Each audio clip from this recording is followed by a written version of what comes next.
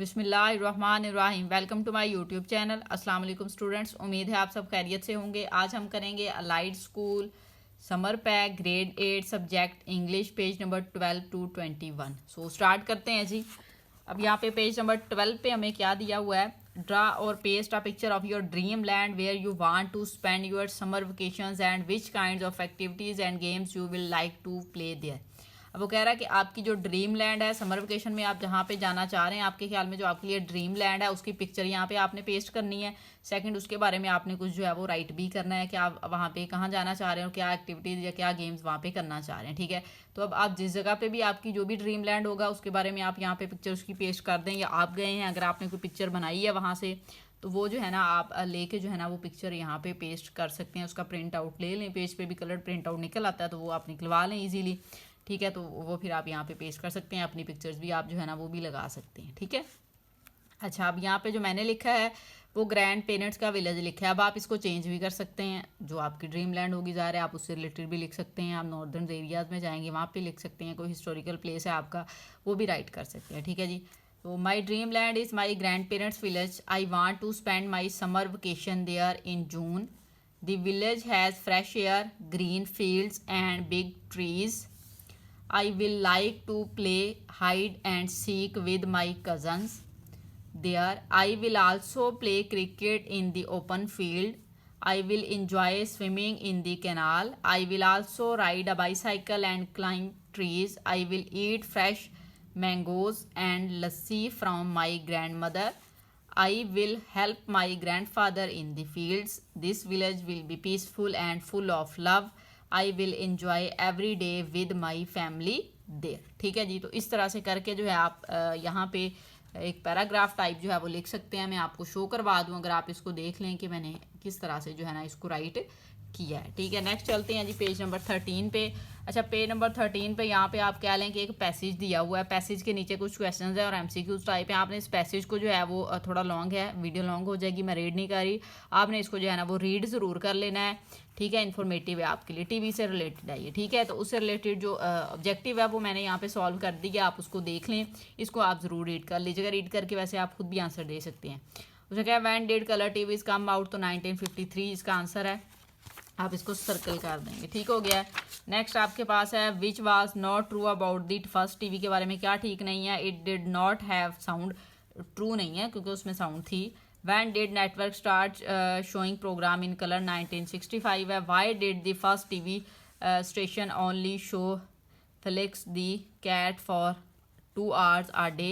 They were running test, वो test कर रहे थे इसलिए वो जस्ट एक कैट का फ्लिक्स आ रहा था 2 घंटे। Which was not true about the first TV, the Civil War? What is author main purpose is writing this? He is describing the history of the TV. Why did many families switch to color TVs in 1965? Many shows were only shown in colors. How many lines does a 4K TV have? तो 3840 lines आप यहाँ पे लिख देंगे। उसके बाद आपके पास है जी वाई, लिखेंगे नहीं, सर्कल करेंगे आप। Why was 1939 an important years for TV. Many American were introduce to TV which happened first the 1939 world fair. उसके बाद क्वेश्चन आपको दिए गए हैं, उनके आंसर आपने राइट करने जा रहे हैं। शॉर्ट थी यहाँ पे स्पेस आपके, तो उसके अकॉर्डिंग हमने राइट किए हैं। Why would watching TV have been boring in 1928? Because only a Felix the cat doll was shown for 2 hours a day. They were just running test, वो टेस्ट कह रहे थे, जस्ट रनिंग था इसलिए वो बोरिंग था ना, ज़ाहिर है फ्लेक्स ऑफ कैट दिखा रहे थे जस्ट। आगे है जी question number 12। Why did the 5-inch black and white TV at the world fairs impress people? अच्छा, अब इसमें यह है कि क्वेश्चन मेरे से बाय मिस्टेक जो है वो ये राइट हो गया था, थोड़ा सा ही जैसे राइट हुआ था, दैन फिर मैंने उसको कटिंग मुझे लगा कि बेटर नहीं है, तो मैंने क्या किया, फिर ये आपको अब मेंशन कर रही हूँ यहाँ पे। ये क्वेश्चन नंबर 12 का आंसर ये 13 वाले में लिखा गया और 13 वाले का आंसर ये है, तो आगे यहाँ पे मैंने मेंशन कर दिया। ठीक है, तो इस वाले क्वेश्चन का हम आंसर यहाँ से देखेंगे, ध्यान से देख लें। क्वेश्चन नंबर 12 का आंसर ये वाला लिखा हुआ है। ठीक है, जो 12 दिया हुआ है यहाँ पे।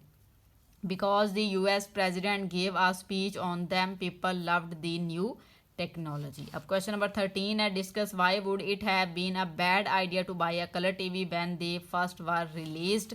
Because they were too expensive and shows were still in black and white. ठीक है जी, तो ये आपने जो है ना इस तरह से कर लेना है। ये क्वेश्चन नंबर 13 का आंसर है, क्वेश्चन नंबर 12 का आंसर है आपके पास। ठीक है जी, इस तरह से आप देख लें, याद कर लेंगे। नेक्स्ट चलते हैं जी पेज नंबर 16 पे।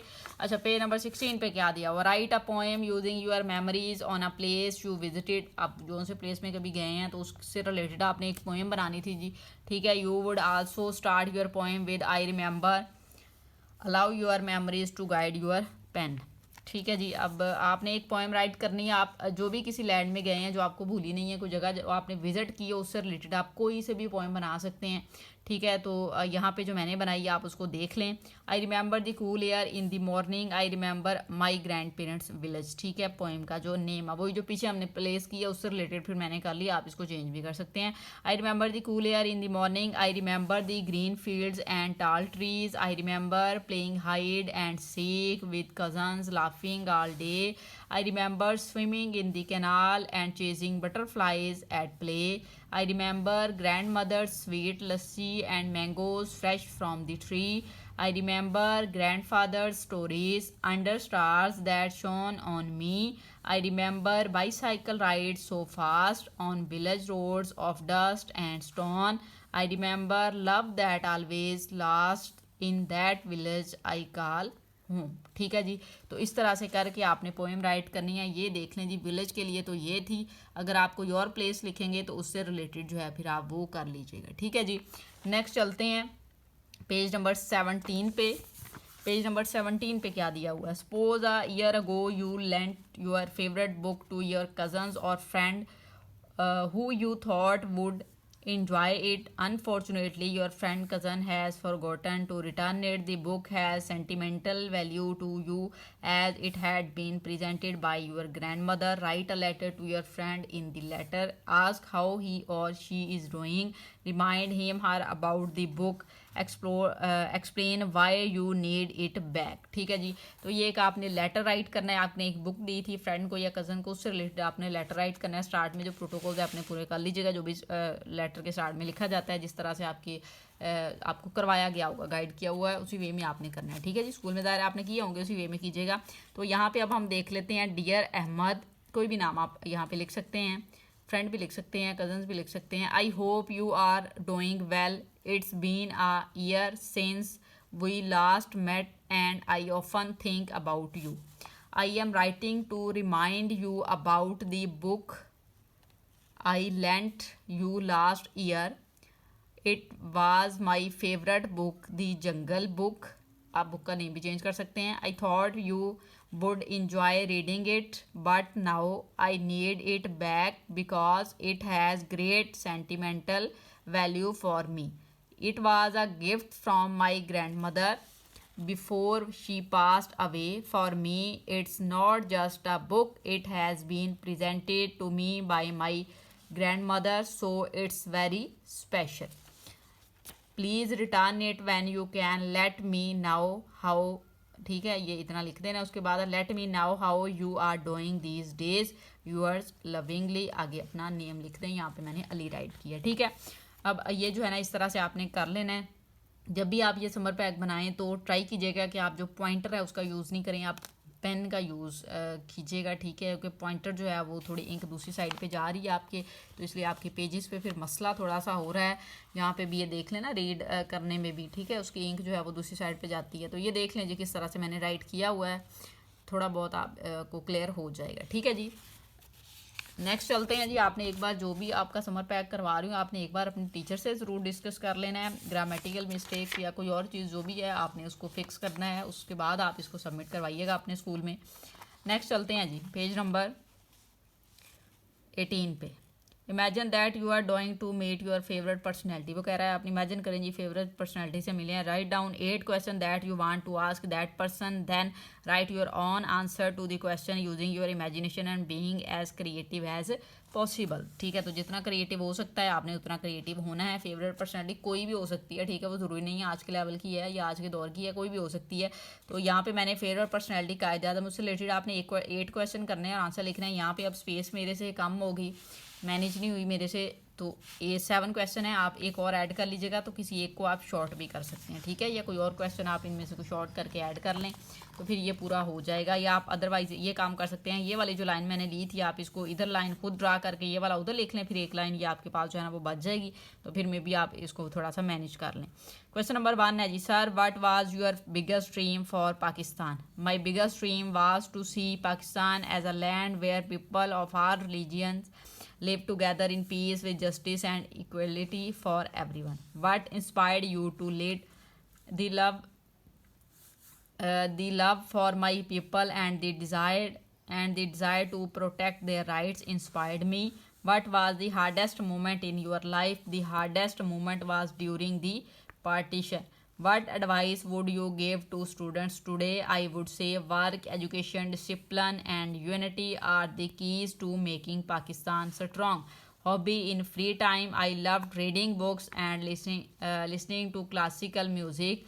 Meaning of faith, unity, discipline, believe in Allah, stay united, be disciplined. What would you say seeing Pakistan today? I would be proud of our progress but also remind everyone to stay united and work hard for the country. ठीक है जी, तो इस तरह से करके आपने जो है ना ये राइट कर लेने हैं क्वेश्चंस जो आपकी फेवरेट पर्सनैलिटी होगी उससे रिलेटेड आपको आइडिया भी हो गया होगा, तो आप जो है ना वो खुद से भी कर सकते हैं। कोई और फेवरेट पर्सनैलिटी उससे किस तरह से क्वेश्चन करना चाह रहे हैं तो आप जो है ना वो भी राइट कर सकते हैं। नेक्स्ट चलते हैं जी पेज नंबर 19 पे। अच्छा, पेज नंबर 19 पे होगा write a fiction story on your own which give some moral lesson. कोई एक स्टोरी फिक्शन बनानी है, फिक्शन स्टोरीज बना के तो आपने जी उसका मोरल भी लिखना है। तो यहाँ पे मैं लिखी है the talking pencil.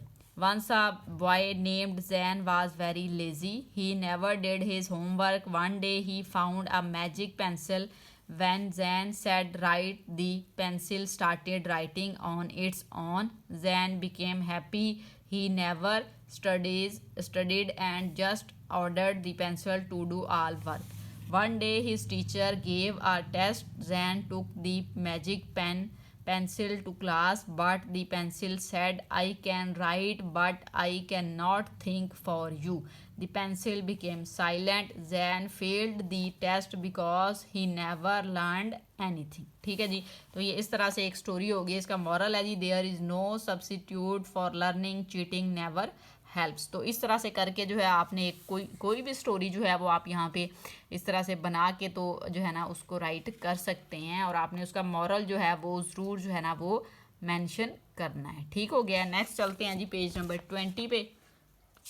Page number 20 पे भी जी आपको क्या दिया हुआ है, the mystery of black wood publish by Macmillan, pride and प्रीजस्टिस।